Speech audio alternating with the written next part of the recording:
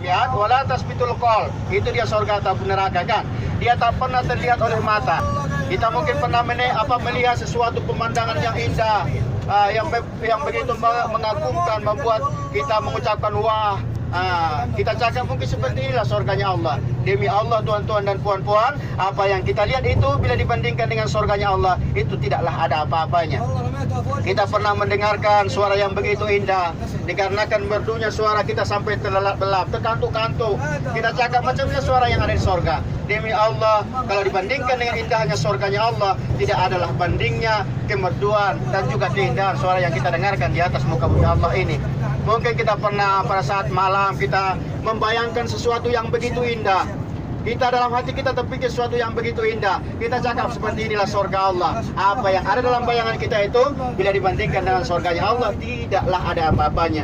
Mananya ketika saya pandang Jabal Uhud, Ustaz, saya tengok macam bukit biasa. Padahal itu adalah bukit surga. Macam mana itu? Sama halnya dengan benda-benda yang ada di Makkahul Mukarramah. Di Makkah itu ada yang namanya Hajarul Aswad, ya kan? Batu yang berasal dari para surga. Kemudian di Makkah itu juga ada yang namanya batu makam Ibrahim. Batu juga yang berasal dari para surga. Kalau kita lihat macam batu biasa saja. Ulama kita cakap itu dikarenakan dia nampak biasa, dikarenakan nur ataupun cahayanya telah diambil oleh Allah Subhanahu wa taala.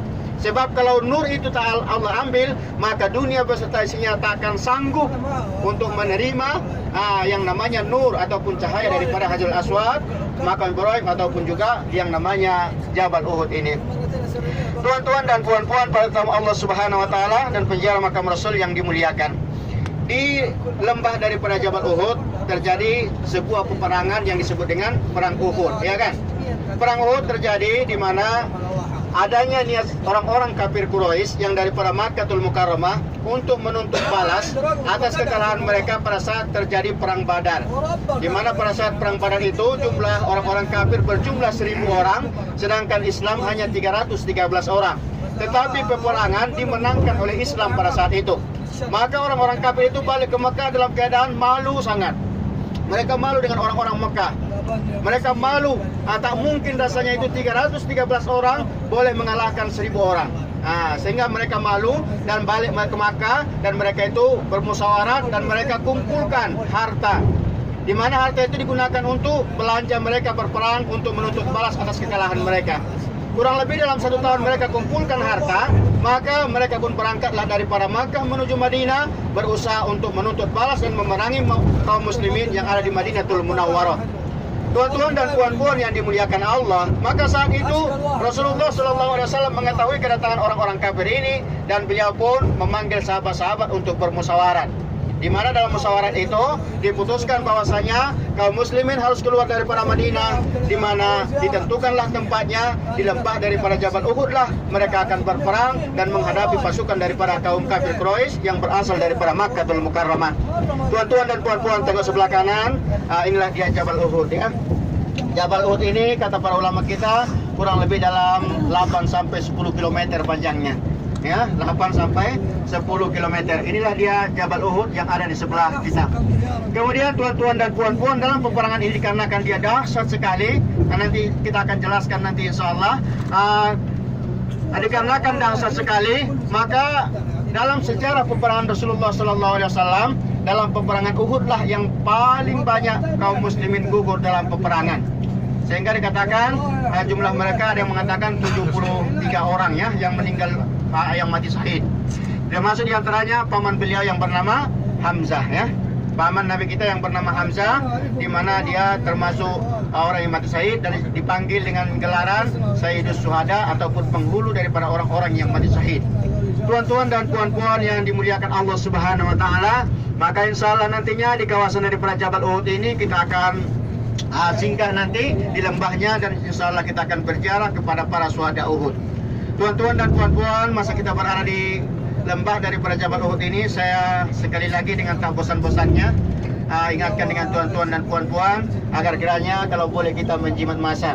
Kenapa saya cakap awal-awal? Sebab biasanya di lembah daripada Jabal Uhud ini banyak sekali tempat melontar.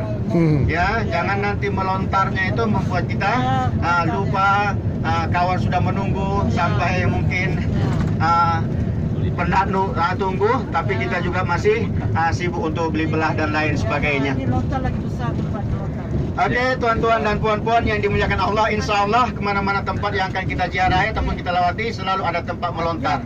Jadi jangan terburu-buru nak melontar di satu tempat. Ya. Nanti bila sampai di tempat yang lain, Ya. duit dah habis, nak melontar tak ada lagi.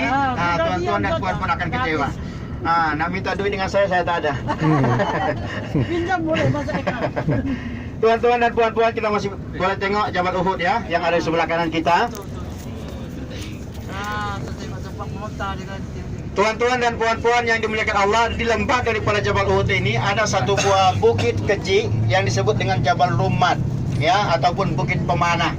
Bukit Pemanah itu di mana Rasulullah menempatkan 50 orang ahli panah sebagai benteng pertahanan daripada kaum muslimin pada saat terjadinya perang Uhud. Tuan-tuan dan puan-puan, saya akan tunjukkan di mana nanti yang disebut dengan Jabal Rummat itu. Apa? Ini bukan tu. Nih. Kan Nabi kita Yang ada di hadapan kita ini itulah dia Jabal Rummat ya. Yang ada bukit di hadapan kita betul. Itulah dia Jabal Rummat. Rasulullah menempatkan 50 orang pemanah sebagai benteng pertahanan kaum muslimin pada saat perang Badar, perang Uhud. Tengok tempat melontar dia. Tempat melontar Ustaz. Jangan terlalu tergoda dengan tempat melontar ya. Boleh melontar, boleh, insya-Allah. Tuan-tuan dan puan-puan yang dimuliakan Allah, kemudian kita boleh tengok nanti di sebelah kiri kita ada semacam kawasan yang mempunyai pagar ya. Dia ada pagarnya. Jap. Boleh tengok sebelah kiri kita, dia ada pagar. Kan nampak ada tembok itu yang ada apa itu, itulah dia kawasan pemakaman syuhada Uhud. Ya, disitulah para syuhada Uhud dimakamkan dan insya Allah kita akan bersalam dan berziarah kepada syuhada Uhud nantinya insya Allah. Tuan-tuan dan puan-puan, di sini kita bagi masa berapa lama? Setengah jam. Setengah jam. Setengah jam lah. Kalau Ustaz sekarang tawak belas. Saya takut macam tadi. Saya takap 45 menit. Katanya cepat lambat sangat. Tahu-taunya saya tengok tadi hampir lebih daripada 1 jam kan.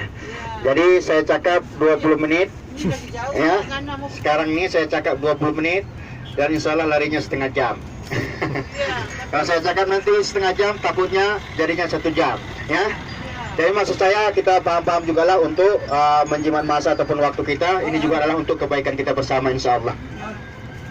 Kemudian tuan-tuan dan puan-puan, daripada bas ini nanti kita akan turun sama-sama dan kita akan sama-sama bersalam dan berziarah kepada para syuhada Uhud ya. Jangan lupa sebelum kita turun perhatikan parking bas kita. Jangan tersalah parking sebab sebelah sana juga ada parking, sana juga ada parking. Seperti yang saya cakap di awal tadi, kalau tuan-tuan dan puan-puan ada yang sesat, bermakna sama dengan menyuruh saya tolak 7 pusingan dan juga saya 7 pusingan. Belum lagi saya kalau saya pernah tak apalah, tapi yang penting kita akan lambat nanti akan keluar daripada kawasan ini. Sebab ini semakin lama dia akan semakin bertambah bas yang datang.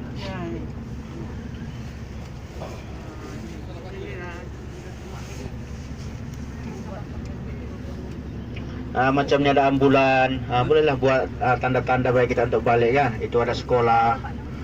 Sekolah di sini macam itulah dia modelnya.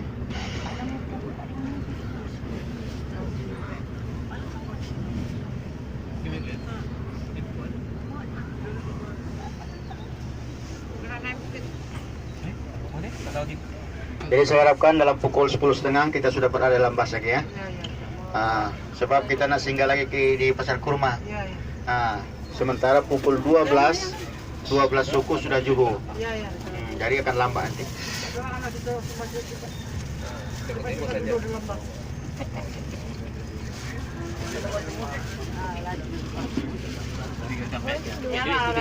Laju tinggal.